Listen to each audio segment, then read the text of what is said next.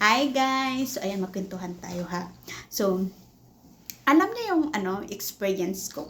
Kasi during that time na may COVID dito sa Hong Kong, ako yung naka-assign na magsundo sa alaga ko doon sa Australia. So, yung travel ko is from Hong Kong. Then, pupunta ako ng Sydney, transfer to Brisbane. Yun yung travel schedule ko. Then, yung time na yun, yung pagsundo ko is 12 days na lang yung quarantine dito sa Hong Kong na sobrang-sobrang 22, 24 days, gano'n 23, 22. Ganun yung quarantine nila. Tapos binabaan ng Hong Kong kasi nagkalas na yung mostly meron na mga vaccine. Tapos nagkalas na din yung mga nagkakasakit ng COVID. Okay. Then, alam mo yung galing kaming airport, diretso kami sa hotel. So, pagdating namin sa hotel, bawal na kami, pag nakapasok na kami sa room namin, bawal na kaming lalabas. So, yung life namin is sa toilet, sa higaan, yung maliit na bintana. Okay? Tapos sa bintana ng hotel, may nakasulat doon na bawal buksan yung bintana. Okay? So, hindi namin binuksan. Buti lang hindi namin binuksan. So, ito yung naging first time kong experience. Okay? Never ko talaga sinabi yun agad-agad sa parents ko kasi nga parang pinapakalma ko pa yung sarili ko. So it takes weeks, months. Okay, it takes months ata yun bago ko kuninto. Kasi kung pwede lang na hindi ikwento, hindi ko ikwento talaga. So, alam mo yung naririnig ko mga kwento na yung mga taong muntik ka nang nagkamatay na salba yung buhay. Sabi na hindi ko naman alam na ganun yung mangyari. Hindi ko alam na gagawin ko yun. Basta may nagsabi lang sa akin na ganun yung gagawin ko. Parang may nagsalita sa tainga. May nagsabi na, may naghunghung sa ilahang dalunggan. Muna ang kuan, ang words sa Cebuano. Okay? Then, during that time, nasa bintana ako. Kasi nga, nabore na ako kakahiga. Nabore na ako kakapunta ng toilet. Doon ako sa bintana, tapos nakikita ko yung mga tao, nakikita ko yung mga gulay, mga paninda, sabi ko, sana man lang may makita ako mga kaibigan ko dito, pero hindi ko naman masigaw kasi nga bawal buksan yung bintana eh. So doon lang ako nagbibila ng mga tao, titingin, ganun yung status ko. Alam mo yung, kasi may tamang gumaganon ako, na parang nag-iisip na malalim pero wala akong iniisip niya, nagpinapahinga ko lang yung mata ko, yung ganun. Edi, ang nangyari, alam mo yun, nakaupo ako, tapos mayroon may sinabi na, sa salita namin na Cebuano, ambak. Kasi yung bintana namin doon is glass.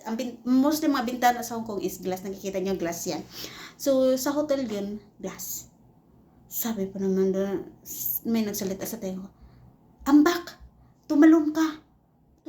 Talon, ganun. Sabi ko, ha? Ba't ako tatalon?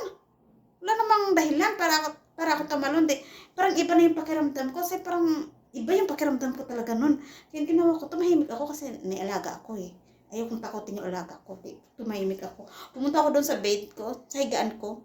Umupo ako doon, nag-sign of the cross ako, nag-Our Father ako, nag-Hail Mary ako.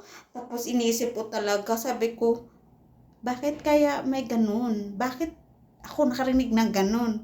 Sabi ko, first time ko makarinig ng ganun kasi hindi, sa akin kasi, yung pakiramdam na may tao, may kasama akong ibang tao sa bahay na hindi natin nakikita. Napifeel ko yan.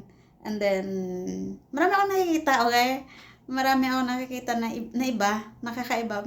Pero sanay na siguro ako, kaya hindi ko naman pinapakialaman kasi alam ko naman na Kaya nga, takot akong maglalakad ng gabi sa kagubatan kasi may makikita talaga akong kakaiba. Takot akong dadaan sa gabi sa sementeryo. Kailangan akong pipikit kasi may makikita at makikita talaga ako. Kaya ganun ako. Kaya hindi ginawa ko. Umalis ako doon. Tapos nagdasal ako. Sabi ko, ano bang dahilan? Bakit ako tatalon? Ano bang meron dito sa room na may ganun? Diba? Tapos sabi ko, si Bano pala yung si Bano pala yung meron dito sa loob ng room. Kasi sabi niya, ambak. Wala ako dahilan bakit ako tatalon. Siguro, sabi ko sa isip ko nung time na yun, alam mo yung may energy talaga siya natatalon ako. Okay? Na yung katawan ko handang tatalon pero yung isip ko nagtatanong, bakit ako tatalon? Yun yung naano ko. Kaya umalis ako dun sa bintana. Kaya nagdasal ako. Hindi naman naulit. Sabi ko, hindi na din naulit kasi hindi naman ako umupo dun sa bintana. Tapos tinitinan ko parati yung bintana. Tapos sabi ko sa alaga ko, wag mong buksan yung bintana ha kasi bawal. Sabi niya, oo nakita ko yung ano. Sabi ko sa kanya, inulit ko lang baka hindi mo nakita. Sabi niya, bawal naman talaga. Sabi ko, oo. Pero hindi ko talaga siya nakita kasi sino bang mas matanda, ako naman yung tagapag-alaga niya. Tapos inisip-isip ko, bakit kaya ganun, no? Kaya nga, pag may narinig ako ng mga sinasabi nila na, tawag nito, yung mga kwento ng mga family, may mga family na nagpakamatay yung ano nila, pero before that, ilang beses, or nagkukwento daw yung tao na may nagsalita, may nagsabi sa kanya na ganun yung gagawin niya. Alam niyo, totoo pala yun. Okay? Totoo yun. Huwag niyong huwag niyong hayaan na i-dismay. Ano ba yun? Huwag niyong hayaan, huwag niyong magpakabana mo. Okay? Pakabana. Ano bang tawag sa Tagalog ng pakabana? Okay. Parang ramdamin nyo yung mga sinasabi niya, intindihin nyo, tapos kausapin nyo siya, ganun. Kasi sa akin, siguro mataas lang yung fighting spirit ko, at saka lucky lang that time na close yung bintana at bawal. And then, siguro malakas lang yung pananampalataya, ganun, 'di ba? Kaya nga bigla ako umalis. Kaya kayo mga family, pag may ganyan sitwasyon sa family nyo, wag nyong baliwalain. Ganun pala yun, Tagalog, baliwalain. Wag nyong baliwalain yung ganung sitwasyon, kasi yung senaryo, kasi nga totoo pala yun, kasi nagdedepende lang yan sa spirit, fighting spirit ng isang tao. So kung nakaranas kayo ng ganyan, ang gagawin niyo, ako may kasama ako, nag-uusap pa kami nung alaga ko noon, nagkwentuhan pa kami, nagtawanan pa kami ha. Wala akong iniisip na mabibigat ng mga problema, kasi hindi naman bigat, kaya pa naman yan eh. Habang may buhay, may hininga, may kaya pang gawin. Pero that time talaga inisip ko, wala naman akong problemang mabigat na hindi ko kayang gawin. Lahat naman ng problemang dumaan sa buhay ko, nagawa ko namang ng paraan, 'di ba? Pero ito talaga, sabi ko, kaya may ganun. Pero alam niyo yung pakiramdam talaga, no, na yung may energy talaga na itutulak ka.